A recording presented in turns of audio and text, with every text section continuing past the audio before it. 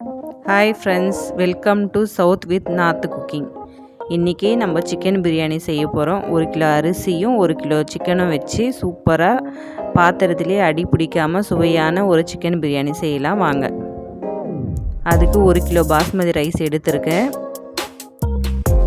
பாருங்கள், இந்த கிளாஸில் 4 கிளாஸ் அரிசி வருதுங்க 1 கிலோ ரைஸு. இதை நம்ம கையை வச்சு சாஃப்டாக கழுவி ஒரு அரை மணி நேரம் இந்த அரிசியை ஊற வச்சுக்கணும். கழுவும் போது ரொம்ப அழுத்தம் கொடுக்காமல் சாஃப்டாக கழுவணும், இல்லைன்னா பாஸ்மதி ரைஸ் உடஞ்சிரும். அரை மணி நேரம் ஊற வச்சுருக்கணும். இப்போது பிரியாணி செய்யறதுக்கு தேவையான மசாலாலாம் எடுத்து வச்சுருக்கேன். குக்கரில் செய்ய போகிறது இல்லைங்க, நார்மல் பாத்திரத்தில் தான் வச்சு செய்ய போகிறேன் இன்றைக்கி. பாருங்கள், பிரியாணி பாத்திரம் எடுத்து வச்சாச்சு. பிரியாணி பாத்திரத்தில் 100 ml எண்ணெய் ஊற்றி, எண்ணெய் ஹீட் ஆனதும் நம்ம எடுத்து வச்சுருக்கிற மசாலா எல்லாத்தையும் சேர்த்து வதக்கலாம்.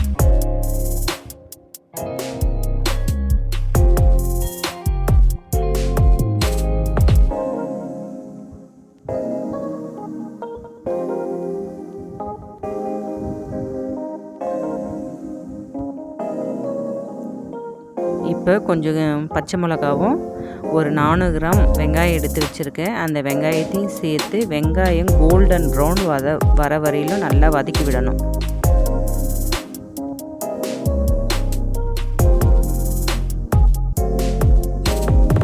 பாருங்கள், இந்த அளவுக்கு கோல்டன் ப்ரௌன் வந்தால் போதும் பிரியாணிக்கு. இந்த டைமில் 350 கிராம் தக்காளி, 100 கிராம் இஞ்சி பூண்டு பேஸ்ட், கொத்தமல்லி, புதினா இது எல்லாத்தையும் சேர்த்து வதக்கி விடலாம்.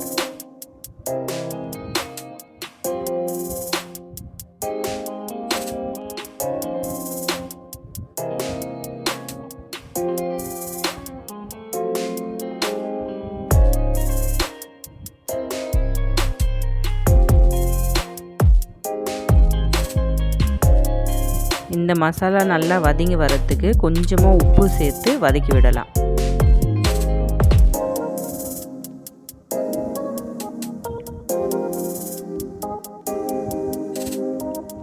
இந்த மாதிரி இருக்கிற ஸ்டேஜில் கொஞ்சமாக மஞ்சள் பொடி, மிளகாய் பொடி, காஷ்மீரி மிளகாய் பொடி, கொஞ்சமாக வீட்டில் அரைச்ச பிரியாணி பொடி இதை சேர்த்து எண்ணெய் பிரிஞ்சு வர வரைக்கும் நல்லா வதக்கி விடணும்.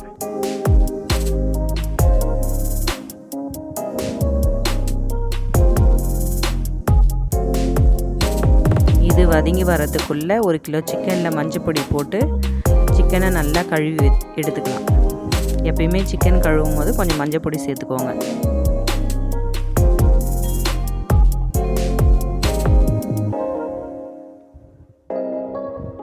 பாருங்கள், அடி பிடிக்காமல் இருக்கிறதுக்கு கொஞ்சமாக தண்ணி சேர்த்து நல்லா வதக்கி விடணும். இந்த தண்ணி எதுக்கு சேர்க்குறேன்னா அடி பிடிக்காமல் இருக்கிறதுக்காக மட்டும்தான் சேர்க்குறோம்.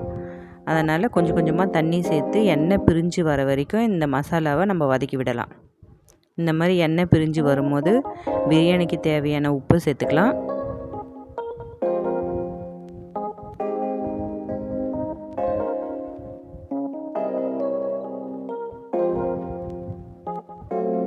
உப்பு சேர்த்து நல்லா வதக்குனதுக்கப்புறம் நம்ம கழுவி வச்சுருக்கிற சிக்கனையும் சேர்த்துக்கலாம்.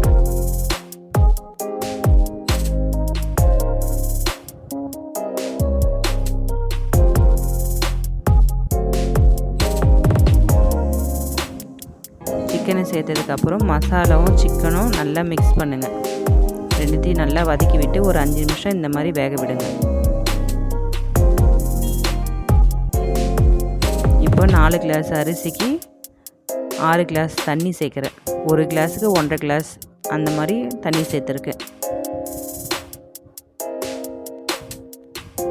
தண்ணி சேர்த்து நல்லா கலக்கி விட்டு இதை தட்டு போட்டு ஒரு 7 மினிட் நல்லா குக் பண்ணுங்கள். இப்படி குக் பண்ணும் போது சிக்கனும் பிரியாணியும் நல்ல மசாலா இறங்கி சிக்கன் நல்லா டேஸ்ட்டாக இருக்கும். சில சமயத்தில் பிரியாணியில் இருக்கிற சிக்கனில் மசாலா உரைக்காது. இந்த மாதிரி வேக வைக்கும் போது சிக்கன் நம்ம சாப்பிட்றதுக்கு சுவையாக இருக்கும். அதுக்கப்புறம் நம்ம ஊற வச்சுக்கிற அரிசி சேர்த்து அரிசியை மெதுவாக கலக்கி கொடுங்க. அரிசி உடையாமல் பொறுமையாக கலக்கி கொடுக்கணும்.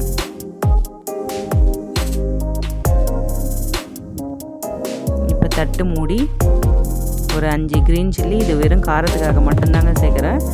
இப்போ தட்டு மூடி மீடியம் ஃப்ளேமில் ஒரு 7 to 8 மினிட்டு வேக விடுங்க. நம்ம அந்த 7 to 8 மினிட்டில் ஒரு 2 டைம் ஓப்பன் பண்ணி பொறுமையாக அரிசி உடையாத அளவுக்கு சாஃப்டாக நம்ம பிரியாணியை கலக்கி கொடுக்கலாம். நீங்கள் வேணும்னா தோசை கரண்டி கூட யூஸ் பண்ணிக்கலாம். பாருங்கள், இதுதான் கரெக்டான பக்குவம். அரிசியும் தண்ணியும் ஒன்று போல் வந்திருக்கு. இந்த டைமில் நம்ம பிரியாணி பாத்திரத்தை கீழே இறக்கி வச்சுக்கலாம்.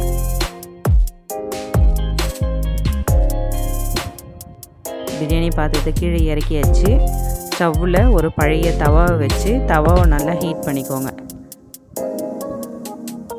இப்போ இந்த பிரியாணியை அரிசி உடையாமல் நல்லா கலக்கி கொடுக்கலாம். பாருங்கள், கலக்கி கொடுக்கும் போதே தெரியுது கொஞ்சம் கூட அடி பிடிக்கல.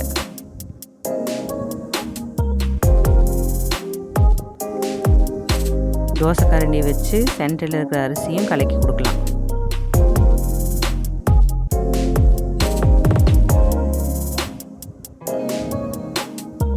நம்ம தோசை கரண்டி யூஸ் பண்ணும் போது அரிசி உடையாமல் இருக்கும். இப்போ இதுக்கு மேலே கொஞ்சம் கொத்தமல்லி இலையும் புதினா இலையும் சேர்த்துக்கலாம். இப்போ ஒரு 2லேருந்து 3 ஸ்பூனு கீ போட்டு விடுங்க. இது வாசனைக்காக.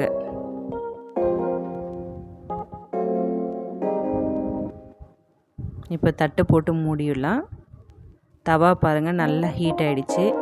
இப்போ சிம்மில் வச்சுட்டு நம்ம இந்த பிரியாணி பாத்திரத்தை தூக்கி தவா மேலே வச்சிடலாம். பிரியாணி பாத்திரத்துக்கு மேலே ஒரு பாத்திரத்தில் தண்ணி பிடிச்சி ஒரு வெயிட்டாக அது மேலே வச்சுடுங்க. ஒரு 20 மினிட் அப்படியே விடுங்க. 20 மினிட் கழித்து ஓப்பன் பண்ணி பாருங்கள் எந்த அளவுக்கு பிரியாணி ரெடியாக இருக்குது பாருங்கள். நல்ல மணமாக பார்க்கவே சூப்பராக இருக்குது. நம்ம இதில் கலர் பவுடரில் எதுவுமே சேர்க்கல. சுற்றி இருக்கிற சாதத்தை மட்டும் கொஞ்சம் உள்ளே தள்ளி விடுங்க. தள்ளி விட்டு அதுக்கப்புறம் அதே தோசை கரண்டியை வச்சு அது சாதம் உடையாமல் நல்லா கிளறி விடுங்க.